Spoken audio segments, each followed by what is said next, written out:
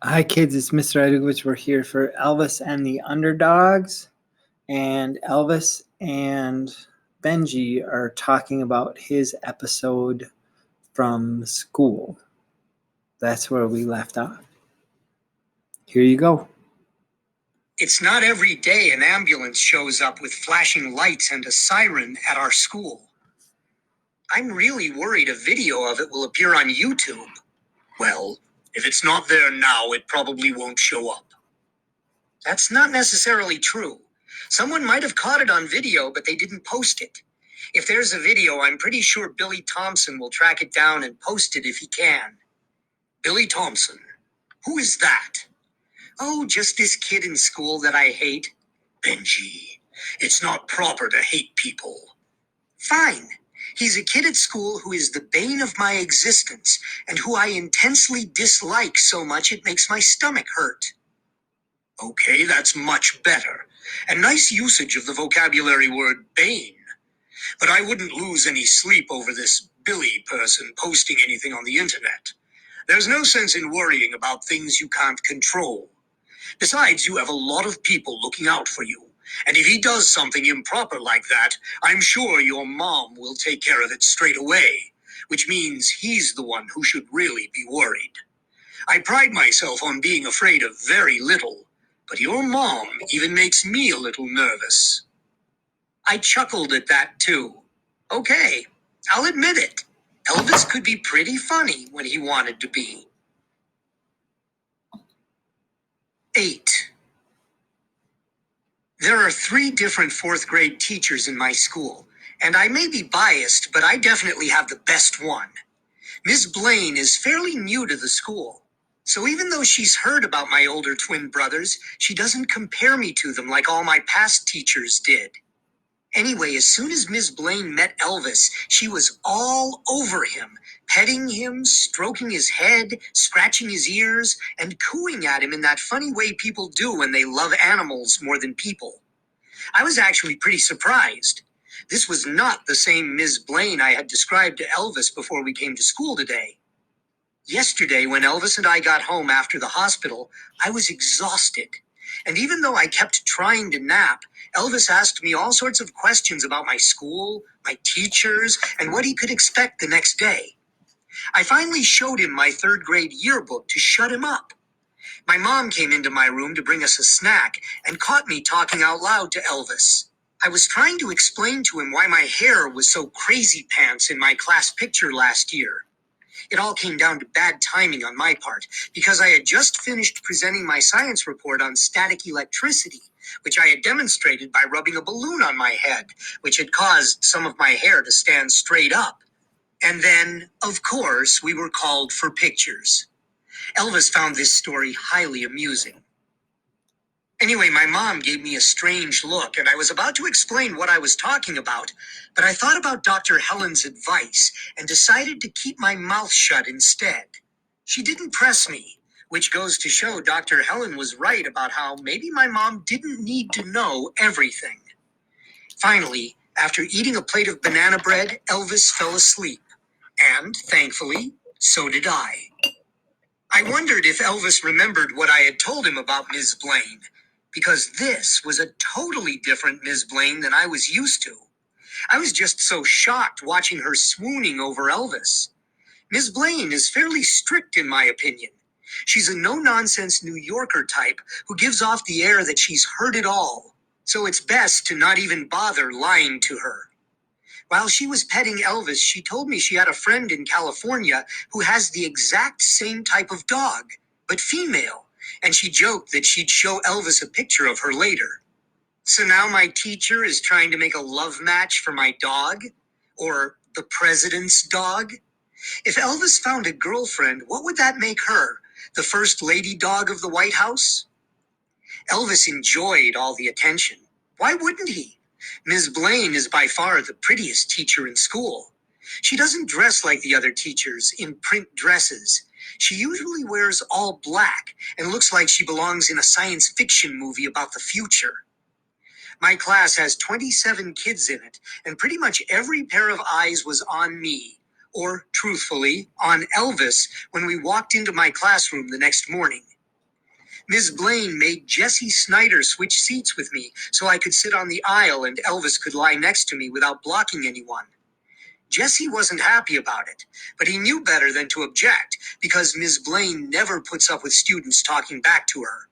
She's quick to give you extra homework if you choose not to obey her commands. She's always saying, "Here's the deal. I'm the teacher and you're not. So what I say goes. If that's a problem with anyone here, I have plenty of extra homework assignments that I'm happy to pass out." See? Very straightforward and simple. No guesswork at all when it comes to what she wants and what her expectations are.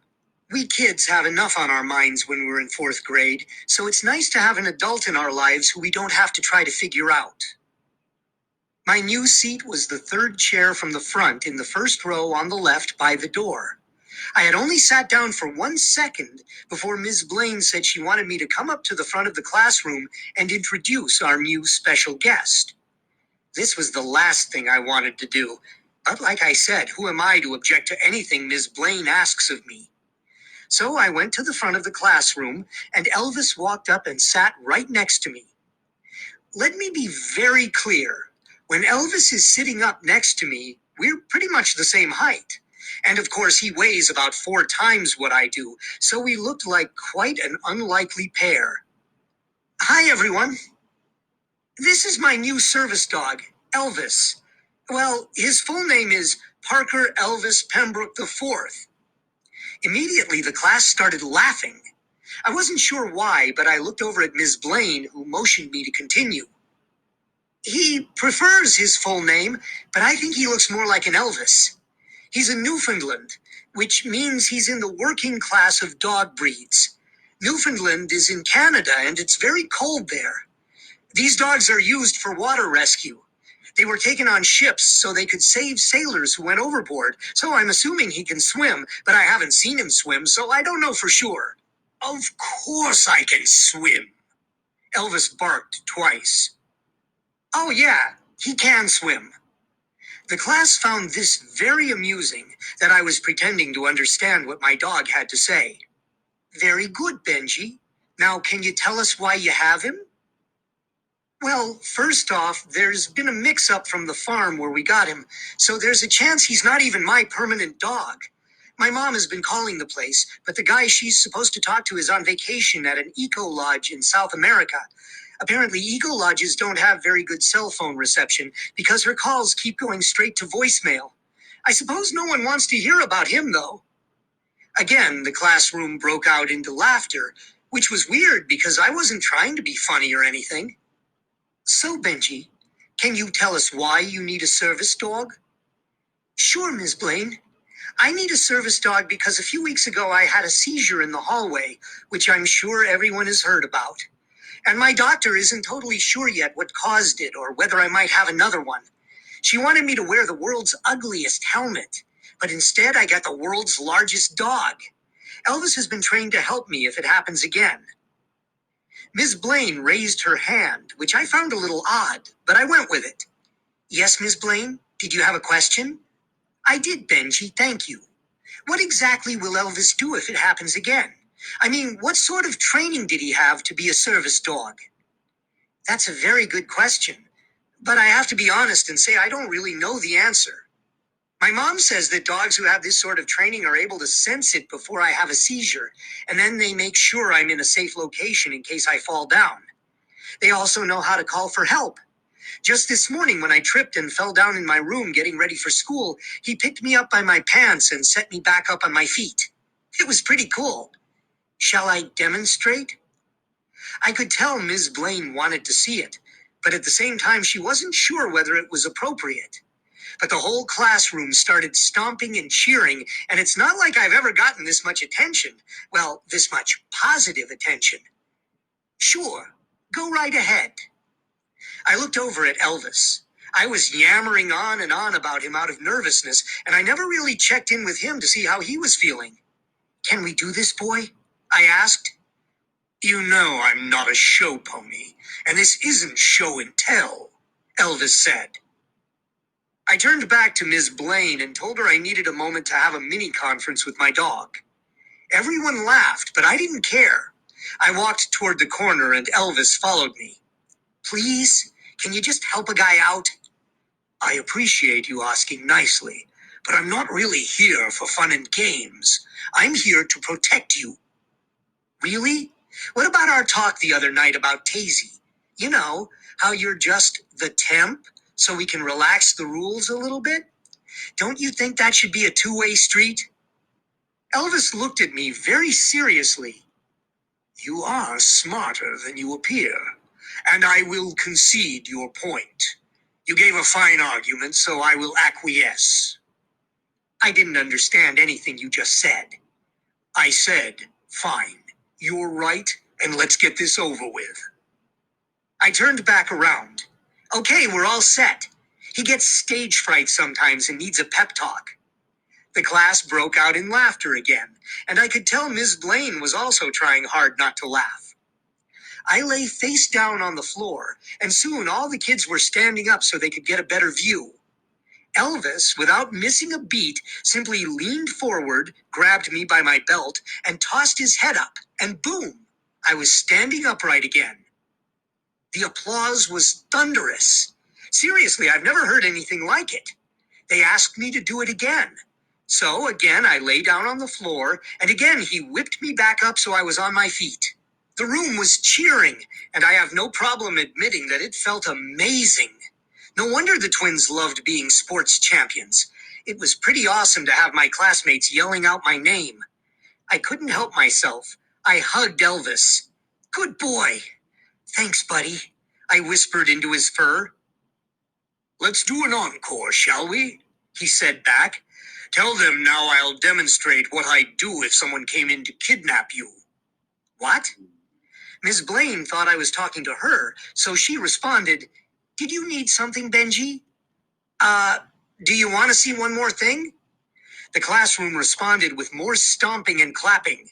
Miss Blaine laughed and motioned for me to go on. This is what Elvis would do if someone came in to kidnap me. Well, this I have to see. Though I'm pretty sure that's not going to happen. Miss Blaine laughed. Let's hope you're right.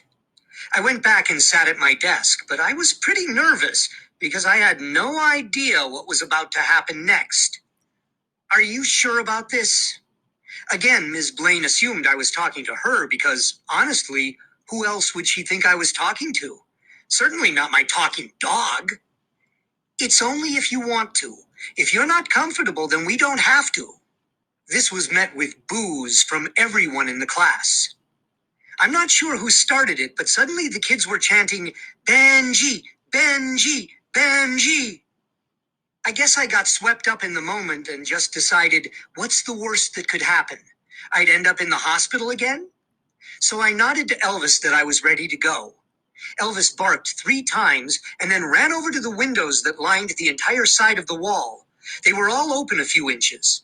He went from window to window, sticking his nose through the crack and opening up the window with the top of his head. Then he jumped up and looked out of each window one by one. Next, he ran over to my desk and pushed me out of my chair until I stood up. He grabbed me by the back of my pants like I was a bag of groceries and ran over to the 3rd window, and with a toss of his head, he literally threw me out the window. It wasn't a far drop, just a foot or two, because I landed in some shrubs. 2 seconds later, Elvis jumped out the window himself, easily clearing the bushes. He walked back over to where I was still sprawled in the bushes, pulled me out, shook his head from side to side, which I guess was his way of shaking off all the leaves from me, and then set me upright on my feet. When I looked up at the windows, all the kids were standing there cheering. Ms. Blaine looked totally freaked out over what had just happened, but she had a weird smile on her face, too. Benji, are you okay? I'm fine, Ms. Blaine. Thanks for asking. I said this even though I didn't mean it. I, too, was completely freaked out over what had just happened. I mean, my dog just threw me out of the window of my school classroom. That was the craziest thing I've ever seen. Elvis actually picked which window to toss you out of. I guess he knew the shrubs would break your fall. Yeah, I guess so. He's either really smart or he really doesn't like me. Everyone laughed at this, and I chuckled along to show everyone I found it amusing too. Well, come on back inside. But this time I want both of you to use the door. I nodded and headed to the front of the school. And that's where we'll stop for today. That's probably my favorite part of the story, or one of my favorite parts of the story. But anyway, I hope you enjoyed it, and you are done with Elvis and the Underdogs for today. So move on with your reading lessons. And again, I will see you soon. Thanks, kids. Hope you're having great days. Bye.